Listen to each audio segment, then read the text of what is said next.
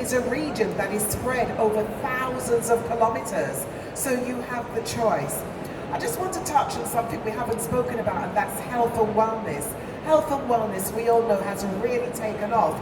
And the lifestyle that people live at home is exactly the same type of conscious lifestyle they want to have when they travel overseas. So you'll find that more and more of the resorts, the hotels, etc. are catering to the lifestyles of people.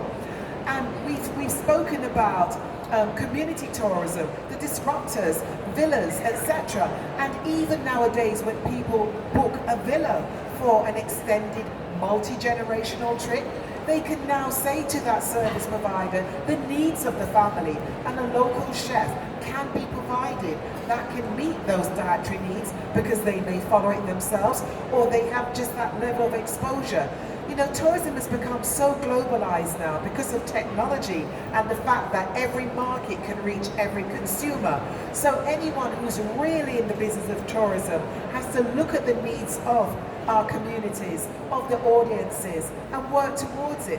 We even have an aging community now who wishes to travel, who may follow a special diet, lifestyle. So really, it's about being aware as to, we spoke about trends right now. It's about being aware of the trends and ensuring through standards and training and development that each destination has the workforce to meet the needs of travelers, no matter how diverse and unusual it may seem to us.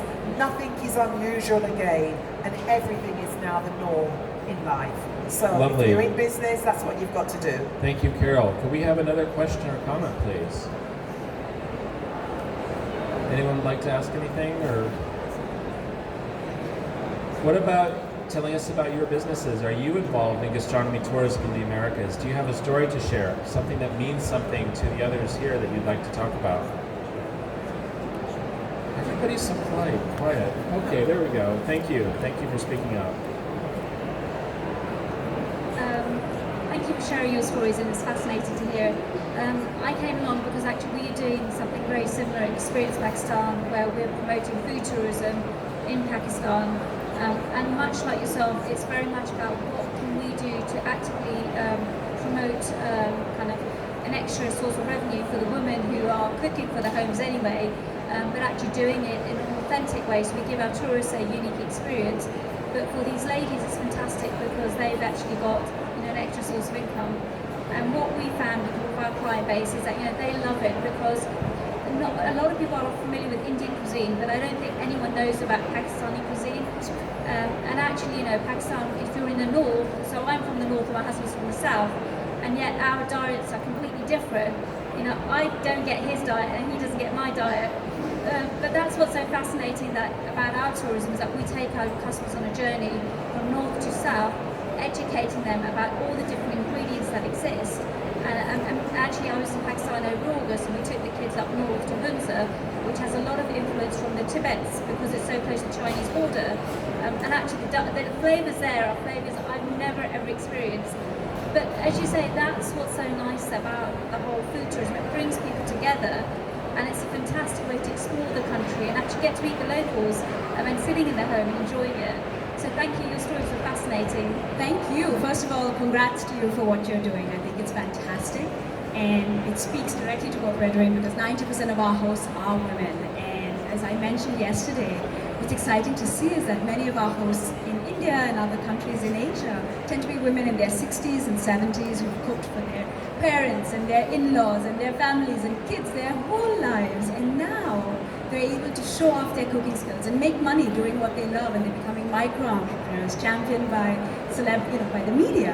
And one example I wanted to share was our host in Calcutta, in Kolkata, in India. She's in her 70s, and she says she's so surprised when travelers come and eat her food, because when they think of Indian food, they think of chicken tikka masala and naan and Punjabi food, which is what you typically find in Indian restaurants in the US. And when they taste her 9-course Bengali tasting menu with spices they've never had before, poppy seed or sesame paste, and it's just like a whole world that's opened up to them. And for her, that's become her goal now, to show people that there are hundreds of different cuisines in India, and to be able to go into someone's home and try their micro cuisine that their grandmother taught them is truly wonderful. And to be able able to make money doing that is just fantastic. So what you missed yesterday, what Ashi was talking about, she spoke at our Food Trucks London conference, which is the Food Travel Innovation Summit, and she was talking about local engagement and empowerment, and specifically with female providers. So it was a fantastic talk, and I've actually looked at these survey results already, and she was one of our top speakers. So you missed it. You'll have to come next year. I did want to go, but I had my nephew's birthday party, so unfortunately. Oh well, that's all right. I'm sure the cake was great. So we do need to wrap up soon, but what I'd like to say two things. First of all, our association is launching a new culinary capitals program in early 2020. This is a program that is designed to help emerging culinary destinations to develop and promote their areas to consumers and trade. So think about this, it's Bristol, not London. It's Sacramento, California, not San Francisco, right? It is Thessaloniki, Greece, not Athens. It is these secondary and tertiary destinations that need the help to develop and then promote themselves. We're really excited about this program, so if it's something of interest to you, please let me know and we can talk more about it. Now we do need to make room for the next session, so this is what I'd like to ask if you'd help out, is to, I'm sure you want to speak to both Carol and Ashi for their fantastic insight and knowledge, but if you wouldn't mind taking your conversations off to the sides to make room. So Ashi and Carol, I'd like to thank you both very much. You are both two very, very smart women, two very, very passionate women, and thanks for sharing your knowledge today. We really appreciate it.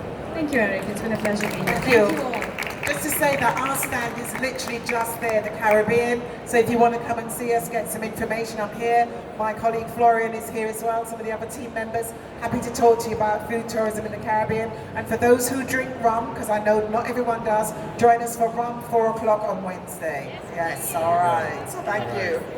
Thank you both. Rum o'clock, thank you.